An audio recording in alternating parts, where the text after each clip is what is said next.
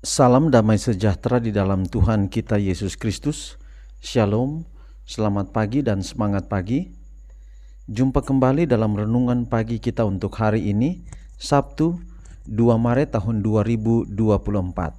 Dan pekabaran firman Tuhan kita di pagi ini dengan judul Orang Nazaret yang dianggap hina.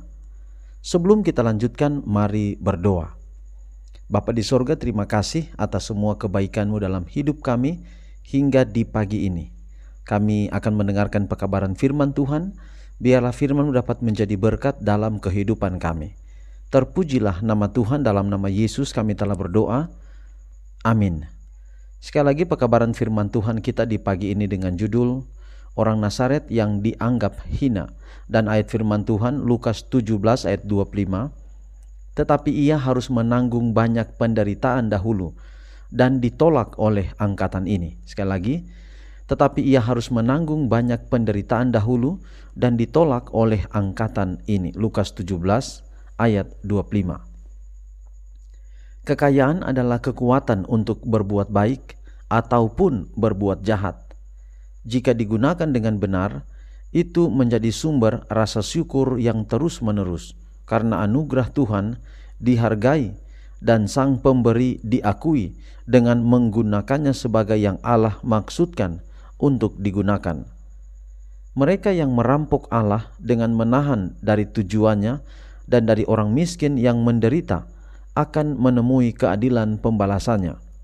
Bapa Surgawi kita yang telah memberi kepercayaan kepada kita setiap pemberian yang baik, mengasihani ketidaktahuan kita, kelemahan kita, dan kondisi kita yang tanpa harapan, untuk menyelamatkan kita dari kematian.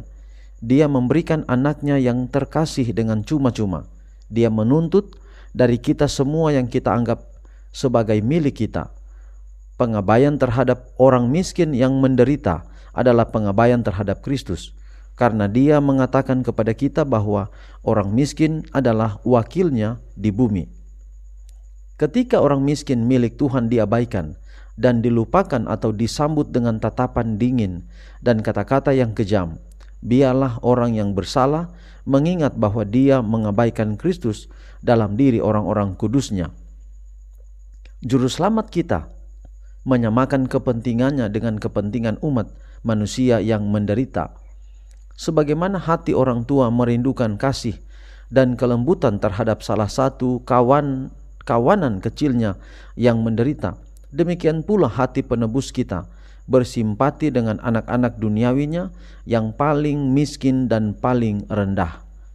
Dia telah menempatkan mereka di antara kita untuk membangkitkan di dalam hati kita kasih yang dia rasakan terhadap yang menderita dan tertindas, dan dia akan menjatuhkan penghakimannya atas siapapun yang salah, meremehkan atau melecehkan mereka. Mari kita pikirkan bahwa Yesus mengambil semua kesengsaraan dan kesedihan, kemiskinan dan penderitaan setiap orang ke dalam hatinya sendiri dan menjadikan mereka bagian dari pengalamannya sendiri. Meskipun dia adalah pangeran kehidupan, dia tidak mengambil posisinya di antara orang-orang besar dan terhormat, tetapi dengan orang-orang hina, tertindas, dan menderita. Dia adalah orang Nazaret yang dianggap hina. Dia tidak punya tempat untuk meletakkan kepalanya. Ia menjadi miskin demi kita, agar kita melalui kemiskinannya menjadi kaya. Dia sekarang adalah Raja kemuliaan, dan seandainya dia datang dengan mahkota keagungan, jutaan orang akan memberikan penghormatan kepadanya. Semua akan bersaing satu sama lain untuk menganugerahkan kehormatan kepadanya. Semua akan memohon untuk berada di hadiratnya. Sebuah kesempatan sekarang diberikan kepada kita untuk menyambut Kristus dalam pribadi orang-orang kudusnya. Sebagai perenungan, apakah yang dapat saya lakukan hari ini untuk meringankan penderitaan orang miskin di komunitas saya? Bagaimanakah saya dapat memotivasi orang lain untuk bergabung dengan saya dalam tindakan pelayanan ini? Puji Tuhan, pekabaran kita hari ini bahwa Yesus yang dilahirkan di Bethlehem, kemudian dibesarkan di Nazaret, dia sama posisi sama derajat dengan orang-orang yang hina pada waktu itu. Mengapa Yesus memilih demikian? Karena Yesus ingin menyamaratakan kehidupan setiap orang. Mungkin sekarang ini, apalagi di dunia modern, orang miskin dianggap rendah oleh orang-orang yang mungkin punya jabatan, punya harta.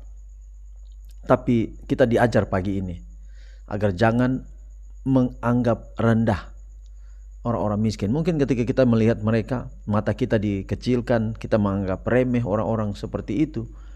Tetapi pekabaran hari ini mengatakan ketika kita menganggap remeh orang-orang seperti ini, kita sama dengan menganggap remeh Yesus Kristus. Itulah sebabnya mari sebenarnya kita buat sesuatu untuk mereka. Memang kadang-kadang kita juga harus waspada terhadap motif-motif penipuan sekarang ini. Tetapi bukan demikian kita harus membatasi diri dengan orang-orang yang membutuhkan, karena ada di antara mereka, dan lebih banyak di antara mereka orang-orang yang jujur, yang betul-betul rindu untuk mendapatkan sesuatu, dan itu mungkin mendorong mereka untuk bahagia di dunia ini. Dan mereka dapatkan itu dari orang-orang yang Tuhan pilih, dan di antaranya adalah saudara-saudara yang mendengarkan pekabaran pagi ini.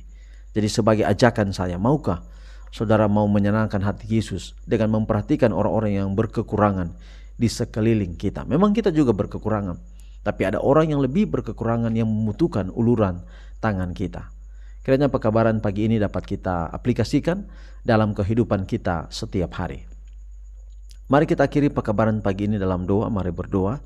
Bapa di surga, terima kasih karena kebaikan-Mu dalam hidup kami hingga di pagi ini. Kami menyerahkan seluruh keberadaan hidup kami kepadamu.